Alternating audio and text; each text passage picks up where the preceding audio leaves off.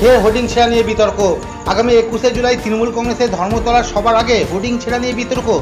গতকাল শিবপুরের ফসল রোড এবং জগৎ ব্যানার্জি রোডে রাস্তার ধারে লাগানো মুখ্যমন্ত্রীর ছবি দেওয়া হোর্ডিংগুলি কে বা কারা ব্লেড দিয়ে ছিঁড়ে দেয়, এ ব্যাপারে তৃণমূল নেতৃত্ব শিবপুর থানায় অভিযোগ দায়ের করে।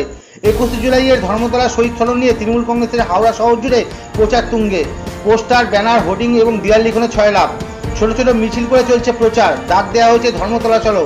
এরই মধ্যে শিবপুর থানার অন্তর্গত ফসল রোডে এবং জগৎ ব্যানার্জি রোডে রাস্তার ল্যাম্পপোস্টে লাগানো হোর্ডিংগুলি কে বা কারা ব্লেড দিয়ে কেটে দেয়, এই খবর ছড়িয়ে পড়তেই দলীয় নেতৃত্ব পুলিশের কাছে অভিযোগ জানানোর সিদ্ধান্ত নেয়।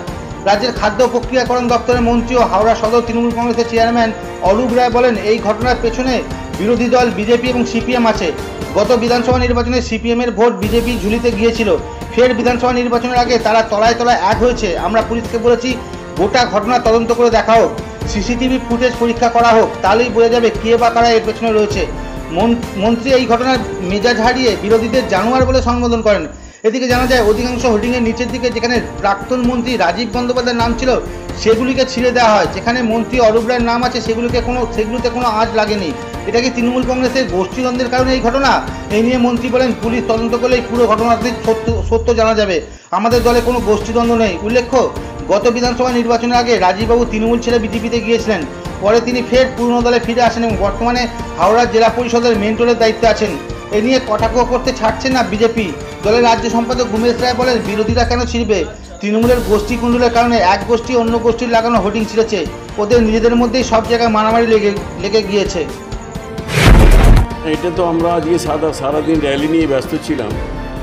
আজকে মমতাদি একটা র্যালি ছিল, কারণ যারা বাংলা ভাষায় কথা বললেই তাদেরকে বাংলাদেশ পাঠিয়ে দেওয়া হয়েছে। আমরা সব ভাষাকে তো সম্মান করি। আমাদের রাজ্যে মিনি ইন্ডিয়া বলি আমরা। আমাদের তামিল, তেলেগু, গুজরাটি, মারাঠি, পাঞ্জাবি, উড়িয়া, বিহার, উত্তরপ্রদেশ, আসাম সব যা রাজ্যের লোক থাকে।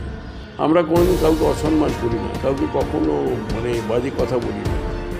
কিন্তু এটা যে উদ্দেশ্যপ্রণোদিতভাবে যেটা হচ্ছে, বাংলায় কথা বললেই তাদেরকে বাংলাদেশে পাঠিয়ে দেওয়া বা ডিটেনশন ক্যাম্পে পাঠিয়ে দেওয়া, এই যে ভয়ঙ্কর চক্রান্ত, এর বিরুদ্ধে আজকে মমতাদি মিছিল ডেকেছিলেন এবং একদিনের নোটিশে যা মিছিল হয়েছে, অসাধারণ মিছিল হয়েছে বাবা। যাই হোক, তা আমি এসে শুনলাম যে এরকম ব্যাপার, ছবি তাতে ব্লেড মেরে দেওয়া হয়েছে। তা সুতরাং এটা একটা চক্রান্ত হচ্ছে। এখন আমরা দেখেছিলাম 2021 সালে সিপিএম বিজেপি এক হয়ে গেছিল। সিপিএমের টোটাল ভোটটা বিজেপির দিকে টার্ন করেছিল এবং যার ফলে বিজেপি অনেক বেশি ভোট পেয়েছিল। সিপিএমের যে ভোটটা পায় আমাদের হাওড়া শহরের বিভিন্ন কেন্দ্রে, সেই ভোটটা পায়নি, তার অনেক কম ভোট পেয়েছে এবং প্রায় সেই ভোটটা যে বিজেপির দিকে চলে গেছে, এটা পরিষ্কার বুঝতে পারা গেছে। এবং এখনও এক হয়েছে এবং ওরা পরিকল্পনা করে চক্রান্ত করে একটা কিছু করতে চাইছে, এই 26-এর আগে যাতে বাংলা ভোট হিন্দু ভোটটা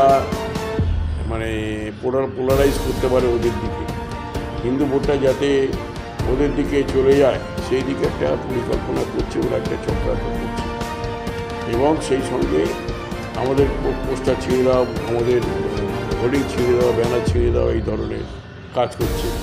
এটা আমি আমাদের এফআইআর করতে বলবো, পুলিশ কমিশনারকে এফআইআর করবে এবং ওখানে সিসিটিভি আছে, সিসিটিভি দেখতে পাওয়া যাবে নিশ্চয়ই, আশা করি।